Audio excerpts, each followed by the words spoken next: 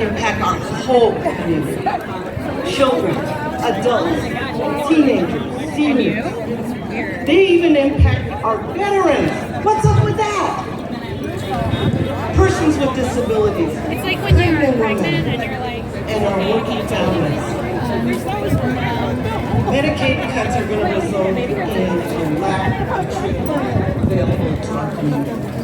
Lack of medicine. Lack of preventing disease like COVID-19. The vaccines our children and adults need to keep living. Therefore, guess what? It impacts our whole community. Okay, what can you do? What can we do? Why are we here? We gotta stand up first and speak up. We can call our family members, our neighbors, our friends, our elected representatives, and tell them to fight, to protect our healthy families, and ultimately,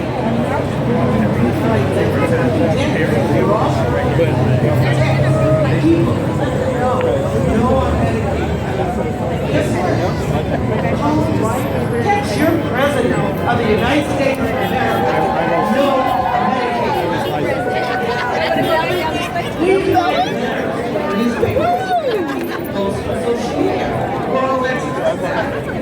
And like today, we hear rallies. The United States. It's the largest Medicaid public health plan in the United States. LACMA. Their CEO, Martha Santana-Chin. Martha. Hi. First of all, thank you all for coming out today. And I think we should give another round of applause for our physicians and our patients who came to tell their stories and what this means to them.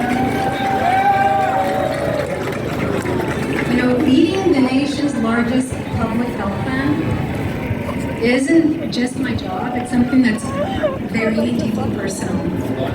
You see, I grew up on Medi-Cal, and if it wasn't for Medi-Cal, I wouldn't have been able to get my prescription for my eyeglasses filled. And if it wasn't for Medi-Cal, my family wouldn't have had some level of security and stability. And here I am today, running a program that's doing good every single day for the people that we serve. This program makes a difference. Medi-Cal makes a difference. It is critically important, as we've heard already from many of the speakers. And I'm going to just share a couple of facts with you that are really critically important for you to remember. One is, Supervisor Solis mentioned this, 41% of the people in Los Angeles County are covered by Medi-Cal. That means it's probably a neighbor or a family member or someone you know in your circle that is depending on this program for their health and well-being. And then let me make sure that you really understand what's at stake here and what's being proposed as we speak at the federal level. First, there's a proposal to implement work requirements. What that really means is that there's going to be a lot of administrative hassle that people have to go through when they're already busy in their everyday life just trying to get ahead, to be able to evidence that they qualify. And so what will likely happen is that even people who do qualify are going to fall off the rolls simply because of the burden, the administrative burden that and the hassles associated with that. Another barrier that is being proposed is more frequent eligibility verifications. Again, that kind of goes back to putting up barriers and hassles so that it's very difficult for people to maintain their coverage and people will fall off the rolls. There is a proposal to introduce co-payments in the Medicaid program. Now, most of the Medicaid individuals that we serve are already struggling with trying to get a rent. Add co-payments to their out-of-pocket expenses, and it could throw some folks, into financial distress. There's something called provider taxes. There is a proposal to freeze provider taxes. Basically, a mechanism that all states use, except for one, to finance their Medicaid programs. The federal government's proposing to freeze those taxes, which essentially means taking money away from states and having less resources to support healthcare services, coverage, and benefits. And there's so many other proposals out there, and that's why it's so important that you are aware and educated of everything that's on the table. All of these proposals are going to result in an estimated impact of somewhere between 8 million and 14 million people nationwide losing coverage. And in California, what that means is we're going to lose something like 10 to 20 billion dollars in revenue every single year to support the work that we're doing. This is massive. It will be devastating. And that's not all. Rural hospitals, community hospitals, safety net hospitals, public hospitals, community health centers. Many physicians who are educated for careers to really help us survivors. Their businesses, their institutions,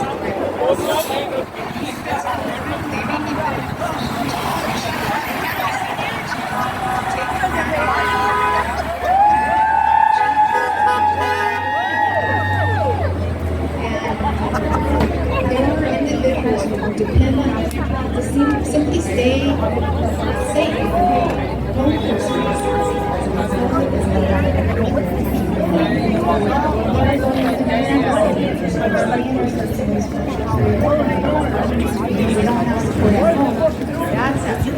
So think about all of the individuals who are impacted by